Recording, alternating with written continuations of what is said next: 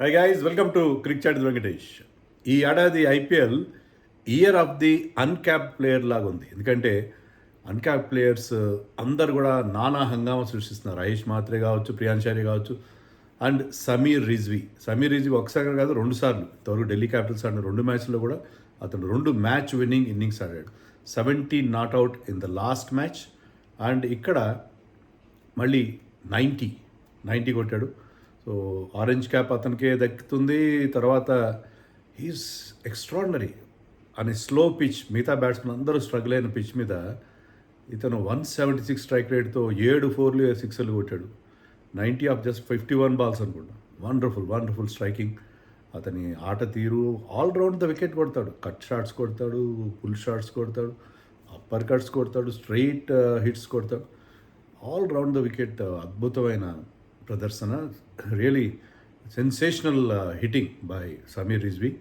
Exceptional talent. Last season కూడా ఆఖరి మ్యాచ్లో 50 చేశాడు. 58 నాట్అవుట్ అనుకుంటా. సో వరుసగా 3 50లు ఢిల్లీ క్యాపిటల్స్ కూడా మనం ఎందుకు మెచ్చుకోవాలంటే అశుతోష్ శర్మ వాళ్ళకి బాగా పర్ఫామ్ చేసే ప్లేయర్, ఫినిషర్. అతన్ని కాకుండా సమీర్ రిజ్వీకి అవకాశం ఇవ్వడం, అది వాళ్ళకి బ్రహ్మాండంగా లాస్ట్ మ్యాచ్లో పనిచేసింది. ఈ మ్యాచ్లో కూడా ఇంపాక్ట్ ప్లేయర్గానే వచ్చాడు Sameer Rizvi. Terrific impact create చేశాడు. సో మ్యాచ్ నెంబర్ 8లో ఢిల్లీ క్యాపిటల్స్ మైటీ ముంబై ఇండియన్స్ని ఓడించేసింది. చాలా ఈజీగా ఓడించింది. అండ్ వాళ్ళ బౌలర్స్ కూడా బ్రహ్మాండంగా బౌలింగ్ చేశారు. సమీర్ రిజ్వీ ఒక్కడనే మనం మెచ్చుకుంటే కాదు, వాళ్ళ బౌలర్స్ కూడా బ్రహ్మాండంగా బౌలింగ్ చేశారు. ముంబై ఫస్ట్ బ్యాటింగ్ చేసినప్పుడు ఇమ్మీడియట్గా థర్డ్ ఓవర్లో 2 వికెట్లు పోయినాయి.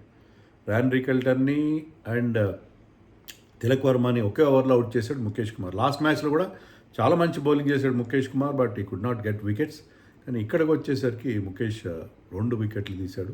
ముఖ్యంగా తిలక్ వర్మ నా నకల్ బాల్తో అవుట్ చేశాడు. Tilak Varma was foxed by that knuckle ball. So exceptional bowling, exceptional start by Mukesh Kumar.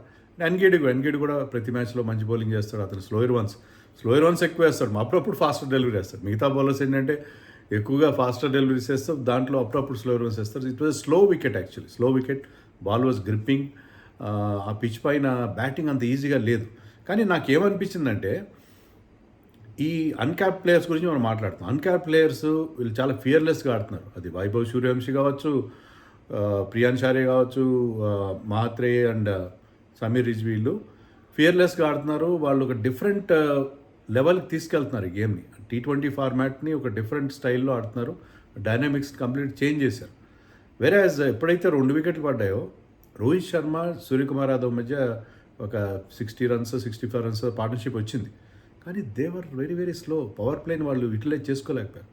So Rohit Sharma 135 strike rate, 50 చేశాడు. సూర్యకుమార్ 141 ఎంతో స్ట్రైక్ రేట్. అది మోడర్న్ గేమ్లో సరిపోవట్లేదు. నో డౌట్ వికెట్ స్లోగా ఉంది, అంత ఈజీగా అది బ్యాటింగ్ చేయడం అంత ఈజీగా లేదు. మీరు పెద్ద షాట్ కోసం వెళ్తే అది కష్టంగా ఉంది. బట్ ఏంటంటే ఆ ఇంటెంట్ అంతగా కనబడలేదు. Rohit Sharma tried his best, but ఏంటంటే గేమ్ మారిపోయింది ఇప్పుడు. అంటే సీనియర్స్ పనికిరాని అనట్లేదు, వాళ్ళు ఆడే స్టైల్లో తేడా వచ్చేసింది. ఆ ఫియర్లెస్నెస్, యూత్లో కనిపిస్తున్న ఆ ఫియర్లెస్నెస్ వీళ్ళలో కనబట్టలేదేమో అని నాకు అనిపిస్తుంది. ఎందుకంటే 200 స్ట్రైక్ రేట్తో ఆడుతున్నారు వాళ్ళు. 160 170. ఈవెన్ ఇలాంటి స్లో పిచ్ మీద కూడా Sameer Rizvi batting at 176 strike rate was absolutely phenomenal కదా. సో ఆ చేంజ్ మనకి ఎక్కువగా కనిపిస్తుంది దీంట్లో. సో వాళ్ళిద్దరి పార్ట్నర్షిప్ బాగానే ఉంది, కానీ ఆ తర్వాత వాళ్ళకి ఆ మొమెంటం రాలేదు. ముంబై ఇండియన్స్ ఆ మొమెంటం తెచ్చుకోలేకపోయారు. స్మాల్ కంట్రిబ్యూషన్ నమందిర్, శాంట్నర్ అన్నట్టు ఈ మ్యాచ్లో హార్దిక్ పాండ్యా లేడు. హార్దిక్ పాండ్యాకి ఏదో హెల్త్ బాగాలేదంటే Suryakumar was leading the side. So Hardik Pandya ఉంటే డిఫరెంట్గా ఉండేదేమో మనకు తెలీదు. బట్ స్టిల్ వాళ్ళు ఆశించిన స్టైల్. షెర్ఫెన్ రూదర్ఫర్డ్ తొందరగా అవుట్ అయిపోయాడు. విప్రాజ్ నిగమ్ అవుట్. సో అందరూ ప్రతి ఒక్కరూ బిలో 10 రన్స్ ఇచ్చారు. కుల్దీప్ యాదవ్ ఒక్కడే అబౌవ్ 10 రన్స్ ఎకానమీ ఉంది. అది కూడా ఒక్క లాస్ట్ ఓవర్లో కాస్త రన్స్ ఇచ్చాడు. Everybody bowled well. అండ్ వాళ్ళ కెప్టెన్ అక్షర్ పటేల్ అద్భుతంగా బౌలింగ్ చేశాడు. అక్షర్ పటేల్ 4 ఓవర్స్లో 21 రన్స్ ఇచ్చాడు. వన్స్ అగైన్ తన యూటిలిటీ యాజ్ అన్ ఆల్రౌండర్ ఎంత ఇంపార్టెంట్ అనేది ప్రూవ్ చేశాడు. రోహిత్ శర్మకి మీద అతను మంచి ఫేవరబుల్ మ్యాచ్అప్ ఉందని మనం ప్రివ్యూలో కూడా చెప్పుకున్నాం. సో రోహిత్ శర్మ వికెట్ తీశాడు. So brilliant bowling by the spinners and pacers of Delhi Capitals. Natarajan కూడా వచ్చి టైట్ బౌలింగ్ వేశాడు, వికెట్ తీశాడు నటరాజన్, నమందిని అవుట్ చేశాడు. సో 162కి రెడ్యూస్ చేశారు. సో లాస్ట్లో కార్బన్ బాష్ 2 బౌండరీలు కొట్టినా కూడా so it's not an finish రాలేదు శాంట్నర్ కానీ నమందిర్ నుంచి కానీ. Okay, wicket was tough, it was hold అవుతుంది బాల్, బ్యాట్ మీదకి రావట్లేదు సరిగ్గా, అగ్రీడ్. బట్ ముంబై ఇండియన్స్కున్న మైటీ బ్యాటింగ్ లైనప్లో with Shardul Thakur and Deepak Chahar to come, వాళ్ళు ఆ ఇంటెంట్ చూపించలేదేమో, అడిషనల్ అమౌంట్ ఆఫ్ రిస్క్ తీసుకోలేదేమో అనిపించింది. బట్ వీళ్ళ డిసిప్లిన్ కూడా, వీళ్ళ బౌలర్స్ డిసిప్లిన్ కూడా మనం ఖచ్చితంగా మెచ్చుకుని తీరాలి ఢిల్లీ క్యాపిటల్స్ వాళ్ళది. అండ్ ఢిల్లీ క్యాపిటల్స్ స్టార్టింగ్లో ఒక స్టటర్గా అనిపించింది, టపా 2 వికెట్లు పడ్డాయి. రాహుల్ అన్ఫార్చునేట్, అంటే లెగ్ సైడ్ వెళ్ళే బాల్ని అతను ఆడే ప్రయత్నం చేశాడు, ఫైన్ టికిల్, అది keeper catch and good catch by Rickelton of Deepak Chahar. So Rahul ఎప్పుడూ ఇలాగా 2 సార్లు సింగిల్ డిజిట్లో వరుసగా అవుట్ అవడం ఉండదు. బ్యాంక్ అతను 500 రన్స్ బ్యాంక్ అతను every season. But he will come back. So another disappointment for Rahul. And Nitish Rana ఒక రన్అట్ అయిపోయాడు. And Bumrah was brilliant. Bumrah తన ఫాలో త్రూలో టర్న్ అయ్యి బాల్ని నేరుగా స్టంప్స్కి కొట్టడం. And Nitish Rana was little bit late, కొంచెం టెంటేటివ్గా రన్ చేశాడు.